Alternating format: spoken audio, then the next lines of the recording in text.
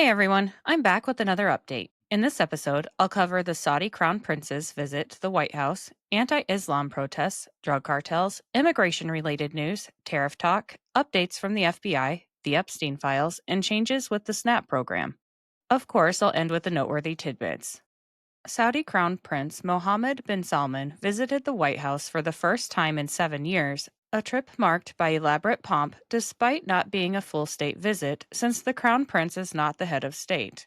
The visit focused on strengthening economic, security, and diplomatic ties amid regional tensions, and it highlighted a warmer U.S. Saudi relationship under Trump's second term, contrasting with past scrutiny over human rights. On the 18th, Trump greeted the Crown Prince on the South Lawn with a full honor guard, military band, cannon salutes, and a flyover of F 15 and F 35 jets. The leaders toured the new Presidential Walk of Fame featuring portraits of past U.S. presidents, and Trump showed off the AutoPen photo that replaced the photo of Joe Biden, explaining the scandal to the Crown Prince. They then held an Oval Office meeting, followed by a black tie dinner in the East Room attended by lawmakers, soccer star Cristiano Ronaldo, FIFA President Gianni Infantino, and business leaders, including Elon Musk. On the 19th, the two leaders met bipartisan congressional members, including House Speaker Mike Johnson, Senate Foreign Relations Chairman Jim Risch, and House Foreign Affairs Chairman Brian Mast, signaling improved relations compared to his first term tensions over Yemen and human rights. Major discussions and outcomes include economic investments, defense and security, Middle East peace, and broader ties. The meeting paved the way for up to $1 trillion in investments in the U.S., including a planned business conference in Washington, and progress was made toward a U.S. Saudi defense pact, potentially including F 35 sales to Saudi Arabia. The Crown Prince lobbied for U.S. intervention against the UAE's alleged support for Sudan's rapid support forces, and the Gaza peace deal was also discussed, with hints at advancing a Palestinian state as part of broader normalization deals. The 70-year U.S. Saudi partnership was reinforced as one of equals amid global power shifts. On to the anti Islam protests. Dearborn, Michigan, a city with one of the largest Muslim populations in the U.S., making up 55% of the population, saw heated clashes between anti Islam protesters and Muslim counter protesters. The incident stemmed from anti Sharia law demonstrations, but escalated into shouting matches, shoving, threats, and an attempted Quran burning. No major injuries were reported, and police maintained a heavy presence to prevent violence. For context, Dearborn has faced scrutiny for its Muslim-majority demographics, Arabic signage, and calls to prayer, which some critics label as Sharia infiltration.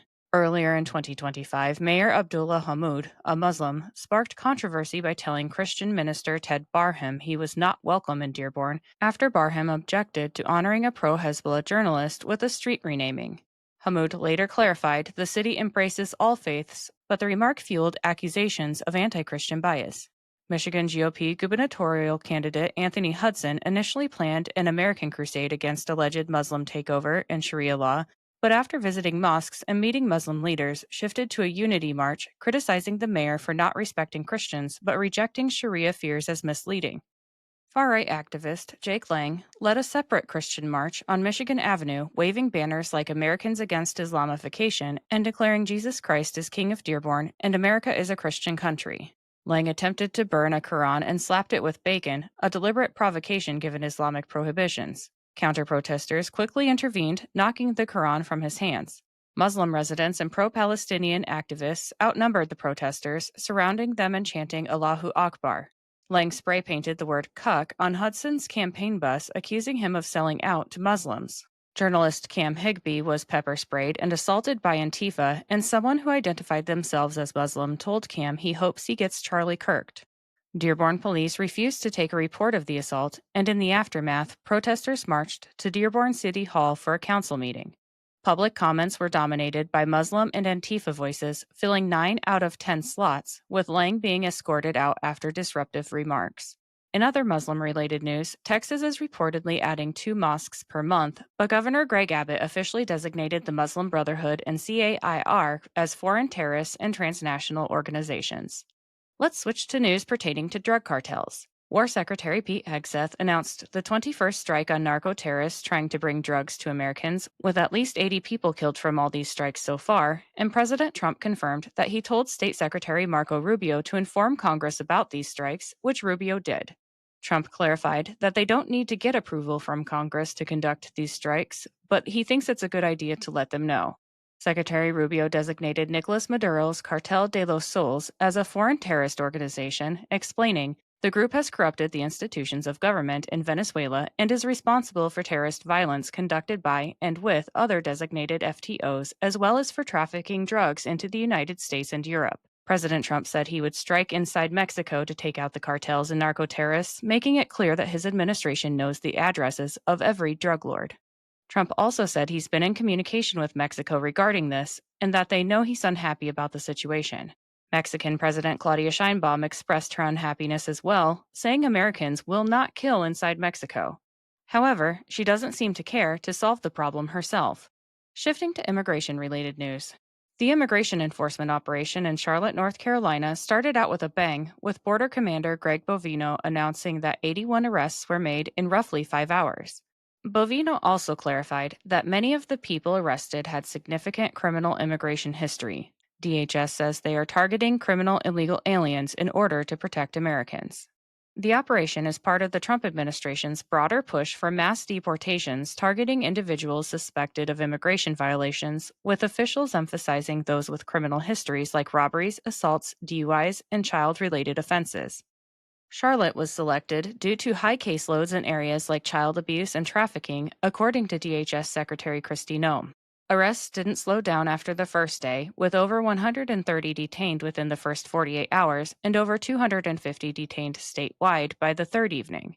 One man collapsed in the process of being detained, so was rushed to the hospital for medical attention.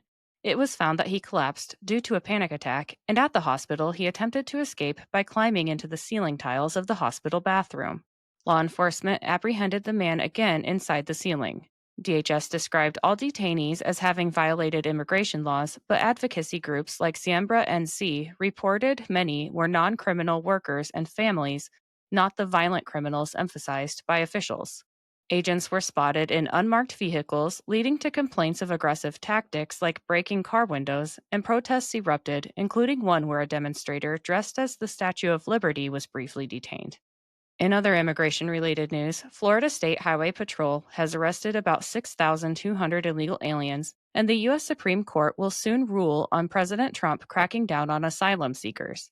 ICE confirmed they're targeting those who employ illegal aliens, even if migrant workers don't have a criminal record, and it was found ICE arrested nearly 3,600 criminal illegal aliens in Houston during the government shutdown, including 51 child predators and 67 sex offenders. Transportation Secretary Sean Duffy pointed out that 200,000 commercial driver's licenses were given to foreigners, with 194,000 of them being issued illegally, and ICE arrested a criminal illegal who was driving an 18-wheeler in Kansas. This illegal was given his CDL in Pennsylvania and is a wanted terrorist in Uzbekistan for calling for jihad and recruiting more terrorists. Border Czar Tom Homan revealed the Trump administration has now found over 30,000 of the missing migrant children trafficked into the United States under Biden. Let's move on to Tariff Talk. Treasury Secretary Scott Bessent confirmed the prices of groceries, coffee, cocoa, bananas, and other fruits will plummet due to the trade deals going through, but I'd like to point out that this is basically Trump backtracking on his tariffs. I do, of course, want to give the administration credit for correcting their mistakes, but also want to be honest about why the prices were high in the first place. Secretary Bessent listened to the oral arguments in the Supreme Court on Trump's sweeping tariffs, and he believes the tariffs will be upheld. Bessent also said the U.S. economy will likely substantially accelerate in Q1 or Q2 of next year, and USDA Secretary Brooke Rollins confirmed that because of Trump's trade deal with China, American soybean farmers will soon be raking in more profits. Switching to updates from the FBI. When asked by Maria Bartiromo on her show if we will ever see accountability, FBI Director Kash Patel said yes, 100%. We are delivering this accountability, but I'd like to just remind the audience they built this weaponization scheme over the course of a decade plus. In these first 8 months that we've been there, we've already charged individuals, thanks to this great Department of Justice, who are at the pinnacle of this weaponization of government. We've already turned over, by the way, James Comey turned over 3,000 documents to Congress for oversight. Christopher Wray turned over 13,000. This FBI, under our leadership, has turned over 38,000 pages of information to Congress for congressional oversight purposes, which has led to accountability, which has led to the referrals that they send us back that we activate at the FBI. Every single letter that they send us that has a substantive referral is opened by this FBI. Patel also said that the truth is about to come out about the January 6th pipe bomber, and President Trump expressed his frustration with the lack of arrests by posting a meme featuring Attorney General Pam Bondi with the words, "For the love of God, just arrest somebody," under Trump's own comment that former FBI Director Chris Wray lied. The FBI has rescued 122 children from abuse across Florida and 9 other states, aged from 23 months to 17 years old, with nearly 24 children rescued in the Jacksonville area, which have been returned to their families. Let's shift to the Epstein Files. The Jeffrey Epstein case files dominated U.S. political discourse again, culminating in near-unanimous congressional action to compel the Justice Department to release its extensive investigative records on the late sex offender. President Trump, who had previously dismissed the files as a Democratic hoax, abruptly reversed course, endorsing the release while ordering the DOJ probe into Epstein's ties to Democrats, including Bill Clinton. The Epstein Files Transparency Act passed the House on the 18th by a 427-1 vote, and the Senate unanimously, heading to Trump's desk for signature. The lone dissenter was Representative Clay Higgins, who cited risks to innocence and sources. The files, over 300 gigabytes including witness statements, emails, videos, and evidence from Epstein's 2005 to 2008 Florida probe and 2019 federal case, are expected by a December deadline and promise deeper insights into Epstein's network, though there will be redactions for national security or ongoing investigations. House Speaker Mike Johnson warned of national security risks from unredacted release, granting AG Bondi discretion to withhold sensitive material. Bipartisan press conferences featured Representatives Green, Massey, and Ro Khanna pushing transparency. Now let's dig into the juicy details. The House Oversight Committee, led by Representative James Comer, highlighted a 2013 email from Democratic fundraisers soliciting Epstein cash for Hakeem Jeffries' campaign, accusing Democrats of selective leaks targeting Trump. Representative Jim Jordan exposed Democrats on the House floor for deceptively redacting the name of Epstein victim Virginia Giuffre, who publicly said Trump did nothing wrong, accusing the Democrats of redacting the name because it destroys their narrative. Republicans are demanding Democrat member of Congress Stacey Plaskett to be questioned for reportedly colluding with Epstein in 2019, and House Republicans filed a resolution to censure Plaskett. Congressman Ralph Norman filed to strip Plaskett of her committee assignments and launch a full ethics investigation into her collusion with Epstein, but the U.S. House rejected censuring Plaskett. Moving on to changes with the SNAP program. After massive fraud in the SNAP program was revealed, including around 186,000 dead people and hundreds of thousands of double dippers receiving benefits, everyone on SNAP will now need to reapply for the program. USDA Secretary Brooke Rollins confirmed the SNAP program will be fully deconstructed, explaining, "An unintended consequence of the Democrats shutting the government down for 43 days is it shined this very bright light on one of their pet programs and now has given us a platform to completely deconstruct the program, making sure those vulnerable Americans who really need that benefit are going to get it. And for all the rest of the fraudsters and the people who are corrupt and taking advantage of it, we're going to protect the taxpayer too." Now it's time for the noteworthy tidbits, which are brought to you today by Old Glory. Let me tell you about them quick. Are you looking for a gift for a music lover, or maybe some apparel to show off your quirky side? Old Glory has you covered. With over 300,000 officially licensed items covering music, sports, entertainment, and pop culture, you're guaranteed to find the perfect item. They even have seasonal gear. My husband enjoys the Beatles and Led Zeppelin apparel, and I love the Billy Idol apparel. I even found items for my fellow plant enthusiasts. This family-owned superstore is known for their quality and customer service, offers free standard shipping on all orders, and orders are shipped the same day you purchase.